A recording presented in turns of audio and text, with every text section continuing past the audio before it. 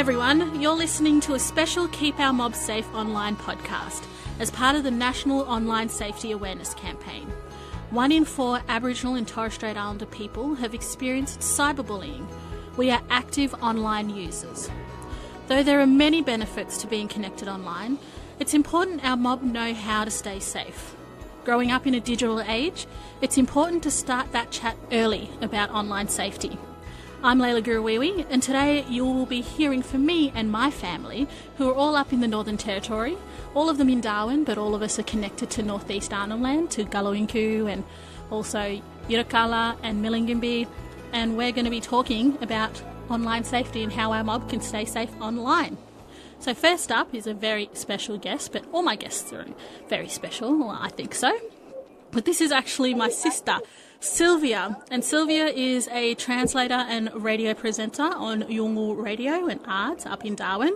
She's also a Yolngu transcriber, community liaison, participating in Garma every single year, and is Darwin-based, but works in and out of community throughout the year. So welcome to the show, Sylvia. Hello. So why do you think that online safety is important to you and to our community?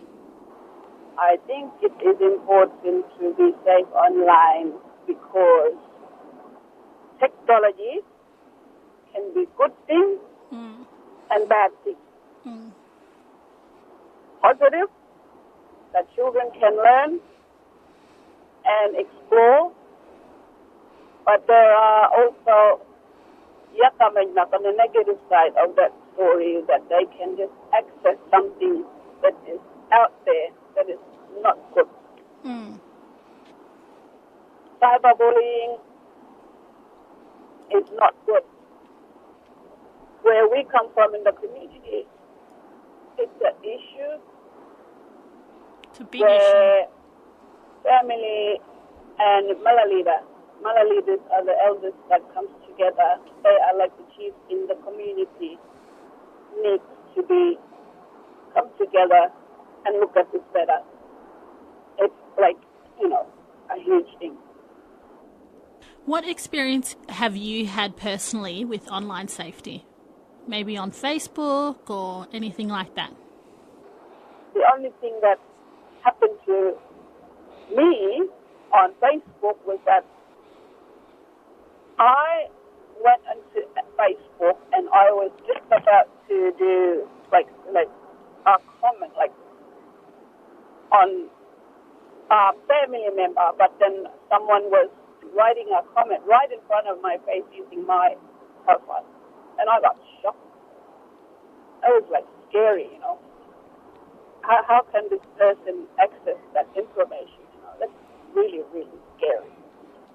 I don't know what I did that to make that my information public enough for him to, or them to grab that and then use it. And I was freaking out. So they had access to your Facebook and were commenting as you on social media on someone else's. That's right. And I was actually right under my nose. I was witnessing this person, and the words were coming out, texting from that person, and I was just like, who's doing this? It's not me for sure, That is when it was scary, and then I had to change my password and stuff. Yeah, you got to go through all the security now and stuff. then.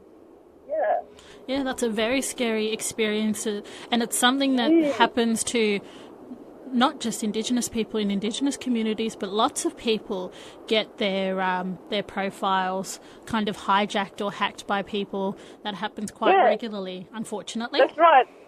And the other one was that they just send bad pictures, to other people. Yeah. Yeah. It's just and there's that really bad, rude picture.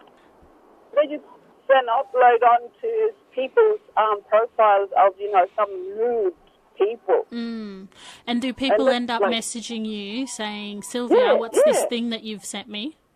That's right, they do that. They've been doing that before. I've heard that happen to quite a few like Yolngu people. I've heard that happen quite a lot. Yeah, so that's actually one of the online dangers in our community, is that people's Facebook profiles are being hacked or hacked into in some way, shape or form, and then inappropriate images or videos are getting sent to different people.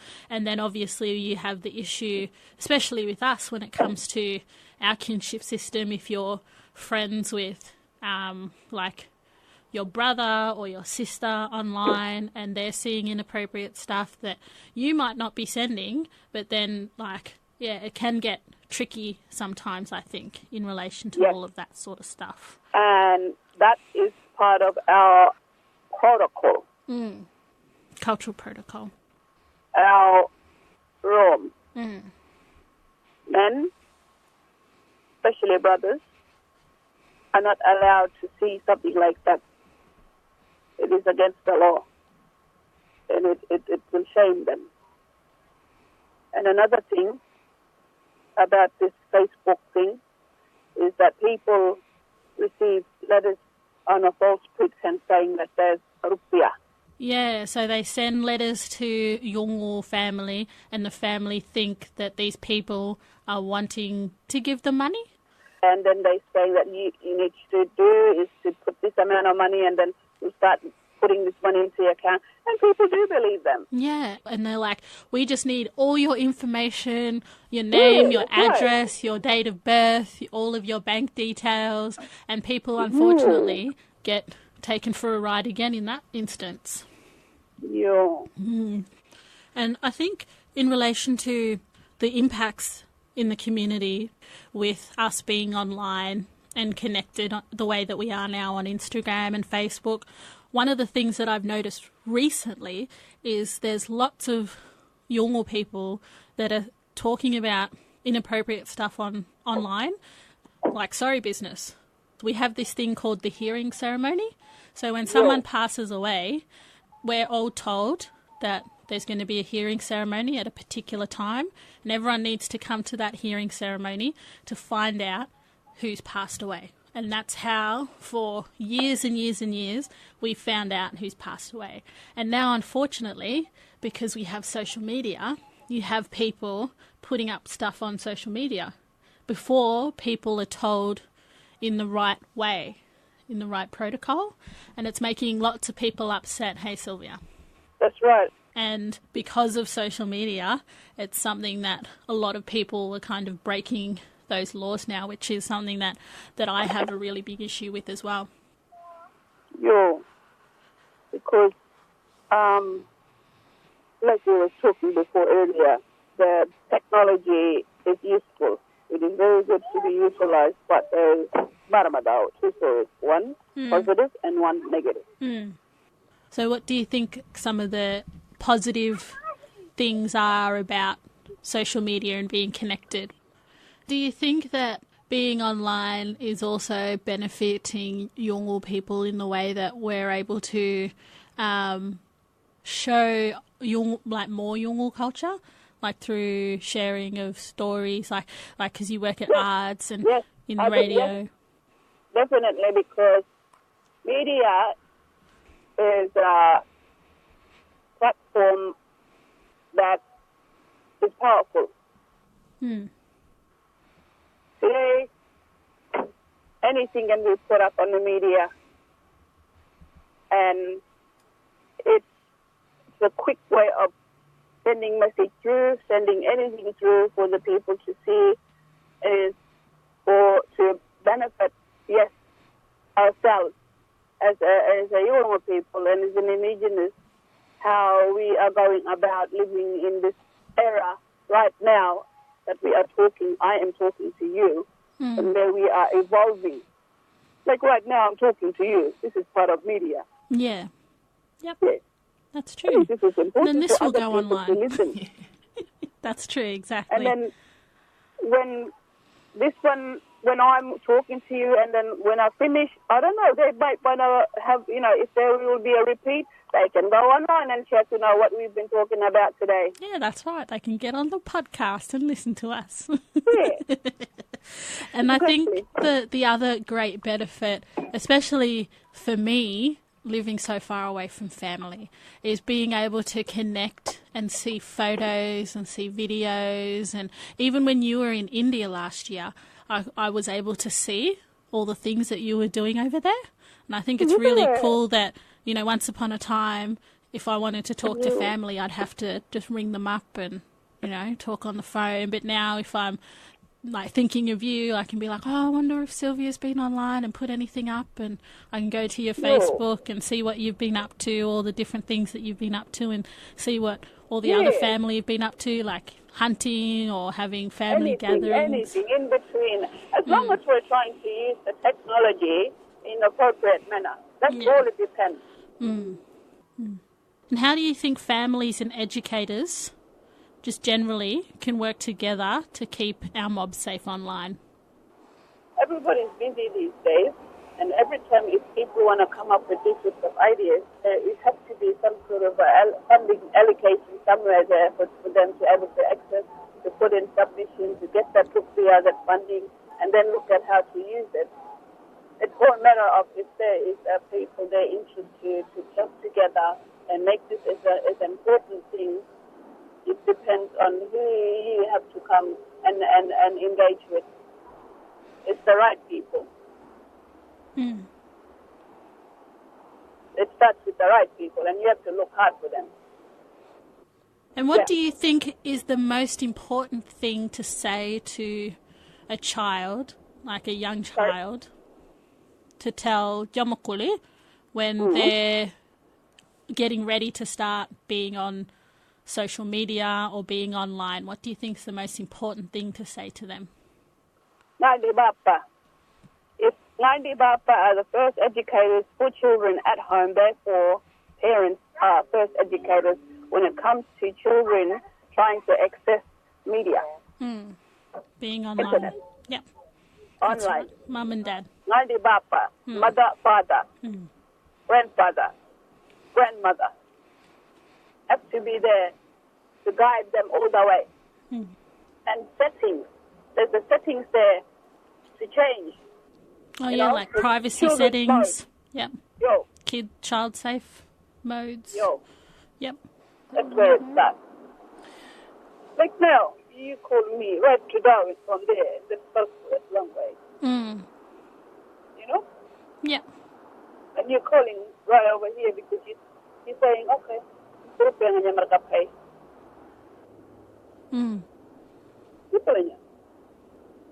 you know what I mean. Yo.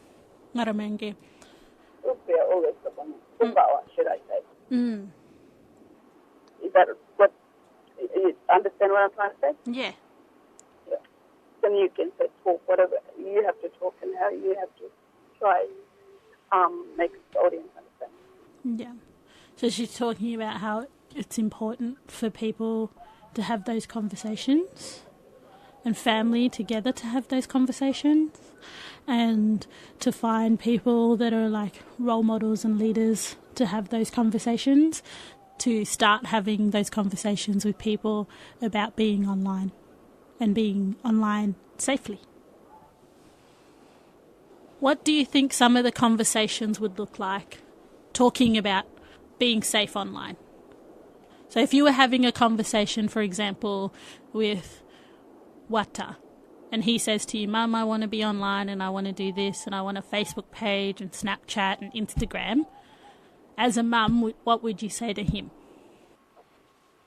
Personally, as a mum, my 15-year-old, we have to tell him what's the right between and wrong between having an account and until he's understanding with Facebook and Instagram. And this is all we can do. We just, talk and advice. Yeah.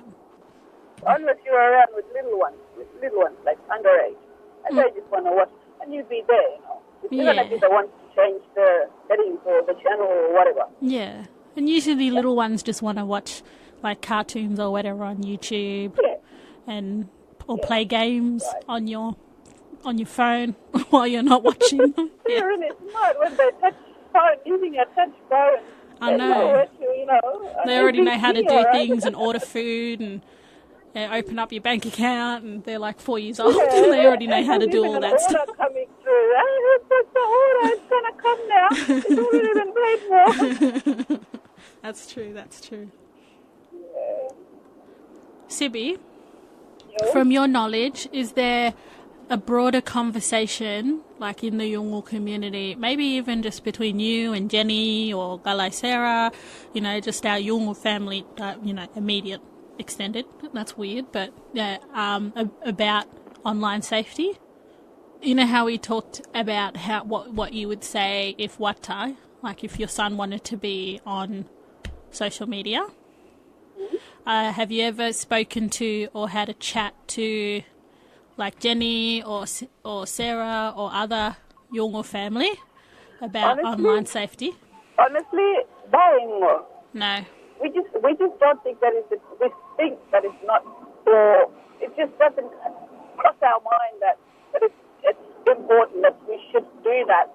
We just seem to be like caught up and it's just too busy, not thinking like that, and we're like very unaware of that situation until our kids in trouble. Yeah, so it's definitely not a conversation that's happening yet with all Yolngu around online safety, and usually these conversations only come up when something bad happens. Yes. Correct. Which is understandable, but then it's also, I think, important to be on the front foot and have those conversations before any bad things happen, so we can try and stop them from happening. We can try and stop other Yolngu from being fleeced of their money taken away, or, Yolngu kids from being, discriminated or bullied or whatever the case may be. So I think the important thing is to have that conversation first. And that's the lack of communication there that we have with our family, our children, ourselves. And only because, like I said, we're either too busy or we just really don't know what's happening in our backyard. Yep. Until, there's a red flag. Yeah.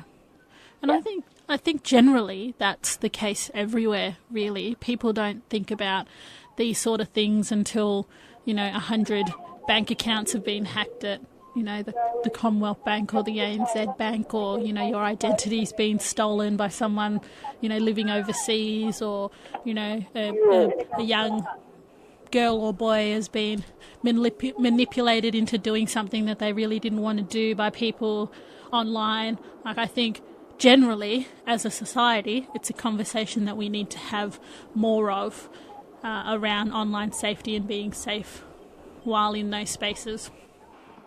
Yeah, that's right. It's, young people these days, they use the Facebook app in a very wrong way, where they have to make trouble. It's like a girlfriend and boyfriend thing. Yes. All those people putting their dirty laundry out on social media. Yeah, and they create the biggest fight, and they're only little kids, Yes, that's true. And all these drama llamas. Yeah, and then everyone, gets caught up in that conflict, and it turns into a family feud. Big family feud. Yeah, that's true. Yeah. That's what ends up happening. And you're like, oh, did you see so-and-so and so-and-so having that big fight on Facebook? Then it becomes like story then. And everyone's talking about that story then. That's right.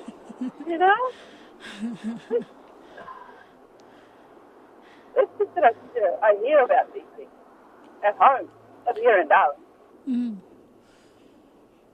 Well, Sylvia, I know that we were talking about Wata before, but just generally within the Yolngu community, there's lots of people, not just young Yolngu people, but all Yolngu people that need to be safe online. So there's lots of info at eSafety around that, and that's somewhere that you can go for help, and somewhere where Yolngu people can go for help as well. So maybe that's something that can start the conversation with our family.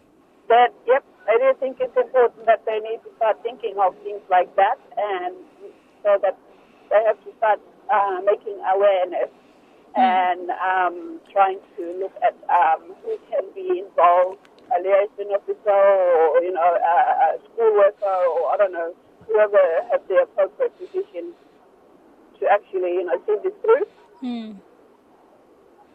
Yes, there has to be something like that. For sure, definitely. Oh, well, thank you so much, Sylvia, for having a chat to me about online safety. Thank you, Mark. And I'll see you on Facebook soon. Hi. Bye.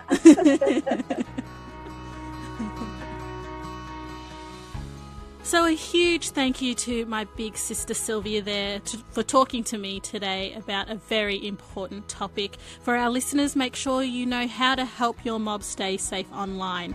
There are tools, information and resources available to help you. Visit eSafety.gov.au. There is also an app, My Online Journey, that is designed to help remote communities with accessing the internet safely. So together, let's start the chat. Keep our mob safe online.